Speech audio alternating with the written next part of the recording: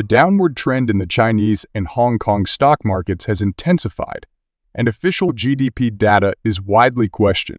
According to New Tang Dynasty Television, on January 22, 2024, Chinese Premier Keqiang presented data claiming China's GDP growth exceeded 5% last year, a figure met with widespread skepticism. In the past week, the A-share Shanghai Composite Index fell below 2,800 points, and the Hong Kong Hang Seng Index also plummeted by 5.8%.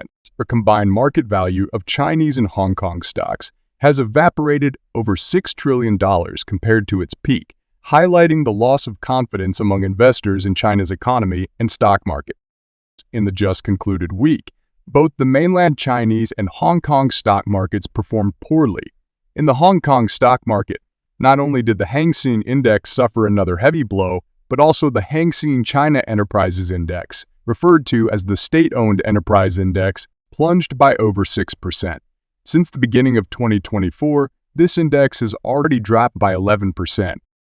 On the other hand, statistical data reveals that the A-share Shanghai and Shenzhen 300 index has fallen in 9 out of the past 10 weeks, with the Shanghai Composite Index, Shanghai Composite breaking below 2,800 points, causing distress among stock investors in China and Hong Kong. On Friday, January 19, when the U.S. stock market opened, the Nasdaq Golden Dragon China Index fell by 2.2%, marking its 5th consecutive day of decline. According to Bloomberg calculations, since reaching its peak in 2021, the total market capitalization of the mainland Chinese and Hong Kong stock markets has evaporated approximately $6.3 trillion.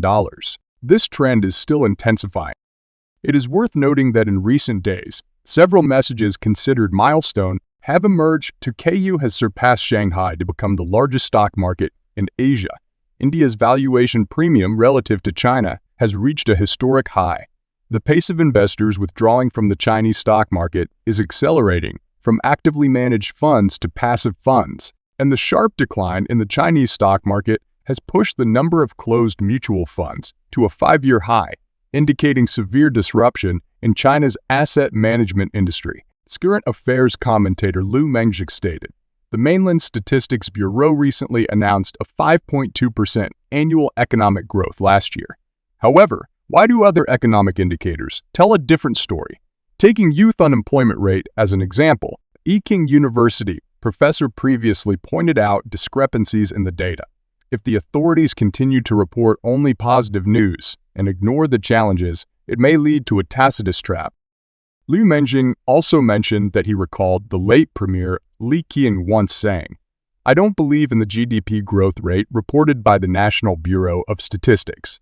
I only look at 3 sets of data: the total electricity generated nationwide, the freight volume of railways and highways, and the amount of commercial loans granted by banks. If these 3 sets of data are all increasing, and if the statistics from the National Bureau of Statistics match these 3 sets of data, then I will believe it." This approach is also known as Keqiang economics. However, the economic data recently released by the Chinese National Bureau of Statistics for 2023 fails to support the claim of a 5.2% GDP growth. Let's take a closer look at China's current economic situation and the international community's perspective on the Chinese economy. Downgrades hit China's Big 4 asset management companies. Keqiang slides to junk status. Following CFP Global Ratings, Moody's, the credit rating agency, downgraded the ratings of China's 4 major asset management companies on Friday 19 time. China Keqiang Asset Management's rating was downgraded to B1, considered junk. China Great Wall Asset Management dropped from BA1 to BA3. China Orient Asset Management slipped from a 3 to BA2, a 2, and China Sinda Asset Management saw its rating fall from A3 to B. The Taiwanese news commentary program 57 Breaking News reported that China's economy experienced its first GDP contraction in 29 years. And surprisingly, the economic capital, Shanghai, is also facing financial difficulty. The host, Xu Zhengxiang, mentioned that while the U.S. stock market reached historic highs due to high incentives and expectations of interest rate cuts, the Chinese stock market, represented by the Shanghai Composite Index, continued to hit 4-year lows. The report highlighted the financial challenges in Shanghai, which is considered one of China's wealthiest cities. Shanghai had previously invited global funds to participate in the development of Greater Shanghai. However, this ambitious plan has now been urgently halted. Commentator Keqiang expressed that the economic situation in China is not favorable, a fact known to everyone. Despite rumors that the central bank plans to intervene to rescue the Shanghai stock market, the report noted that the Japanese commentary poured cold water on China's economic growth claims. While China reported a current economic growth rate of 5.2%, the Japanese narrative suggested that it might be lower than zero.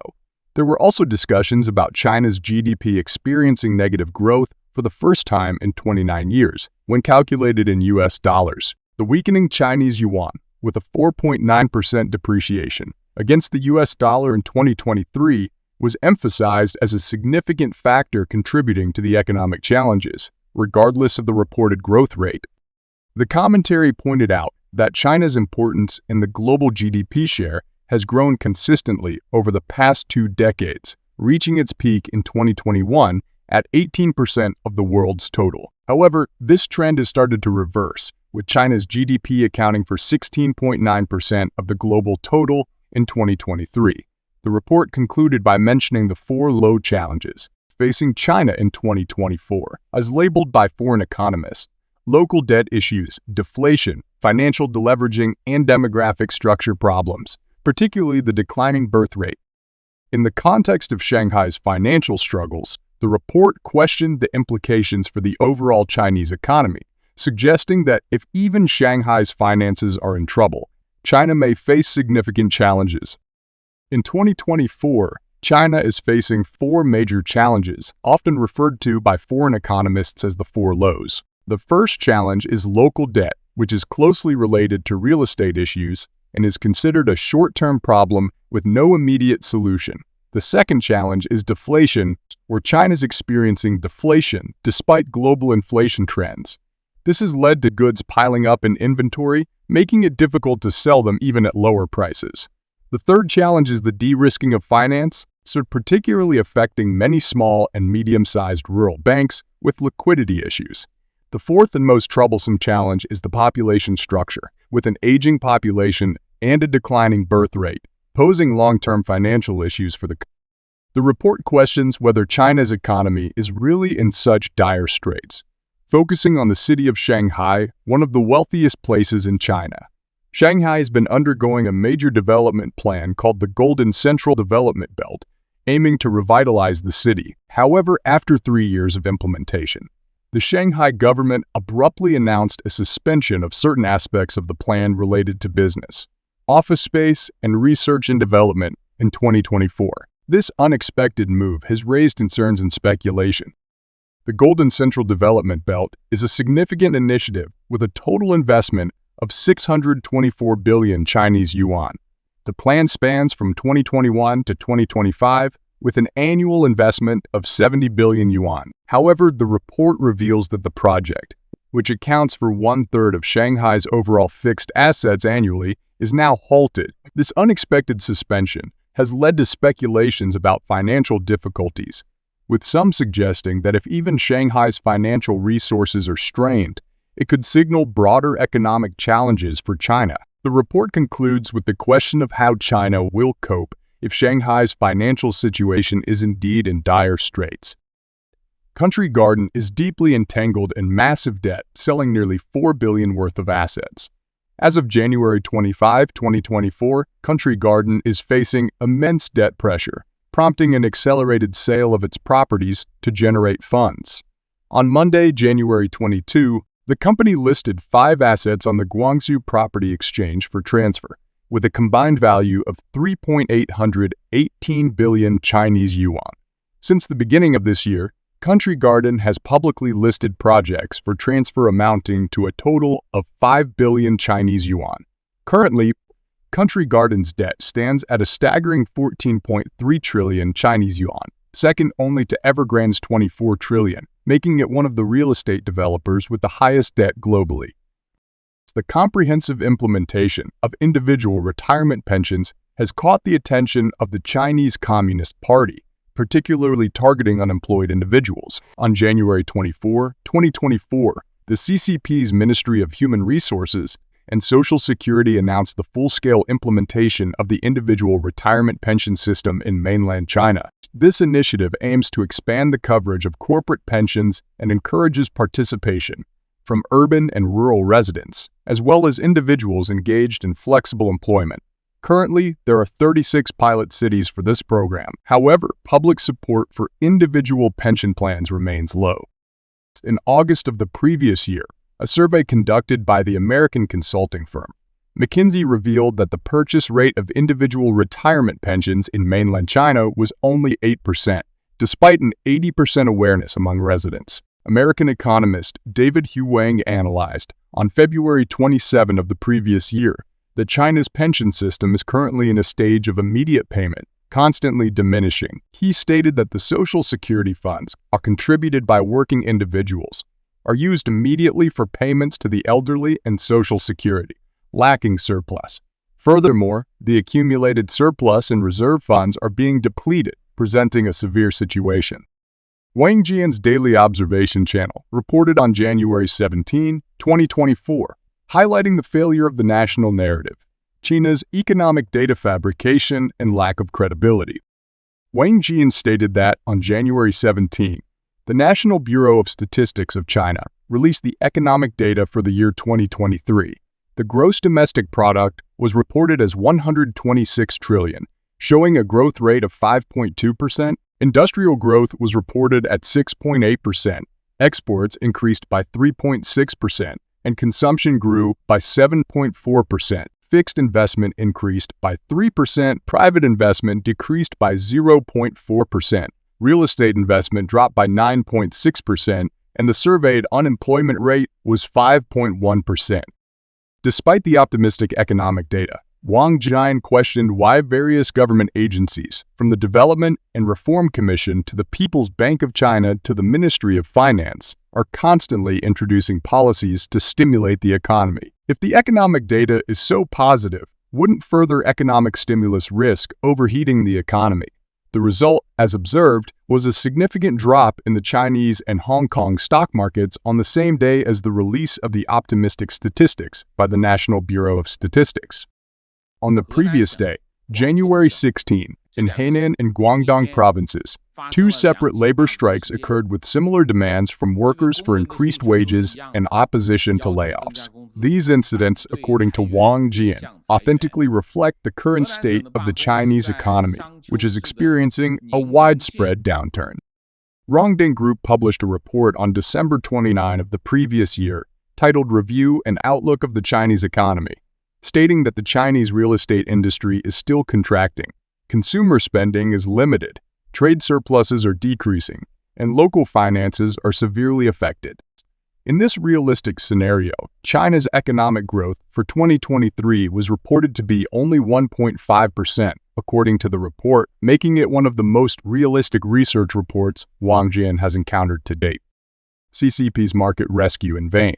Unable to escape systemic risks, in recent days, both the Chinese and Hong Kong stock markets have experienced sharp declines, with A shares falling below 2,800 points and H shares dropping below 15,000 points. The chief executive of the Hong Kong exchanges and Clearing Limited described the situation as reaching a surrender point. Since the peak in 2021, the combined market capitalization of the Chinese and Hong Kong stock markets has evaporated by over $6 trillion.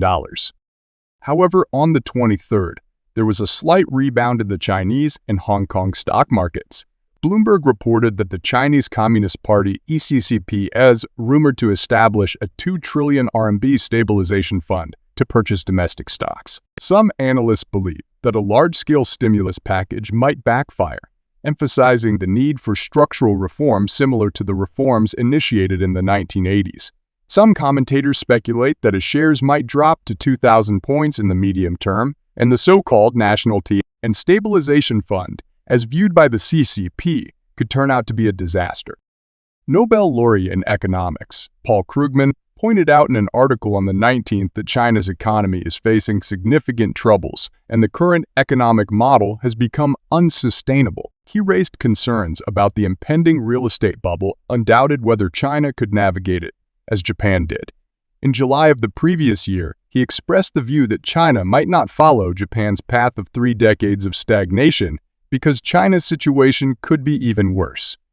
A screenshot of an alleged conversation has circulated online stating, "Had dinner with the National Development and Reform Commission, CP's core economic authority, yesterday. They said we should count difficult times in 10-year units and it hasn't stopped." On the 22nd, the CCP's mouthpiece, People's Daily, published an article emphasizing the implementation of the so-called Chinese characteristics financial approach. On the same day, both the Chinese and Hong Kong stock markets experienced another significant decline. Scholars have likened the CCP's promotion of an optimistic economic narrative to the extensive propaganda by Nazi Germany's Hitler in 1944 after its defeat.